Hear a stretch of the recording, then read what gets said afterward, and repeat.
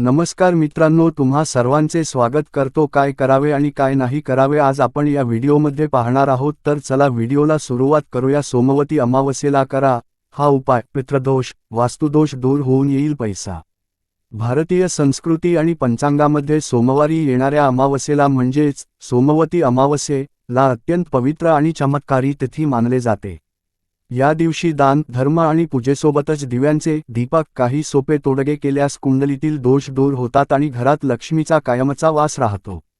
सोमवती अमावस्येला धनलाभासाठी आणि सुख समृद्धीसाठी कुठे आणि कसे दिवे लावावेत, तसेच जून महिन्यातील अमावस्येची अचूक तारीख काय आहे याविषयीचा सविस्तर लेख खालीलप्रमाणे आहे. यंदा जून महिन्यात 15 तारखेला अधिक ज्येष्ठ मास 2026 संपून नीच ज्येष्ठ मास सुरू होत असताना सोमवती अमावस्येचा अत्यंत दुर्मिळ योग जुळून येत आहे. ज्योतिषशास्त्रानुसार अमावस्येच्या रात्री नकारात्मक ऊर्जा अधिक सक्रिय असते. या रात्री जर योग्य ठिकाणी दिवे लावले तर घरात सकारात्मक ऊर्जेचा संचार होतो, पितृदोष शांत होतो आणि माता लक्ष्मीची अथांग कृपा बरसते. जाणून घेऊया धनलाभासाठी अमावस्येच्या संध्याकाळी कोणत्या ठिकाणी दिवा लावणे अत्यंत शुभ मानले जाते. धनलाभासाठी या 5 ठिकाणी नक्की लावा दिवा. 1. घराचा मुख्य दरवाजा मेन एंट्रन्स. अमावस्येच्या संध्याकाळी घराच्या मुख्य प्रवेशद्वाराच्या दोन्ही बाजूंना मोहरीच्या तेलाचे मस्टर्ड ऑइल किंवा गाईच्या तुपाचे दिवे लावावेत. मुख्य दारावर लावलेला दिवा माता लक्ष्मीचे स्वागत करतो आणि घरात येणाऱ्या नकारात्मक शक्तींना बाहेरच रोखतो, ज्यामुळे घरातील आर्थिक चणचण दूर होते. 2. दक्षिण दिशा आणि पितरांचे स्थान. अमावस्येची तिथी ही पूर्वजांना पितरांना समर्पित असते. या दिवशी घराच्या दक्षिण दिशेला मुख करून मोहरीच्या तेलाचा एक दिवा नक्की लावावा. यामुळे पितर प्रसन्न होतात, पितृदोष दूर होतो आणि कुटुंबातील सदस्यांच्या प्रगतीमधील सर्व अडथळे कायमचे मिटतात.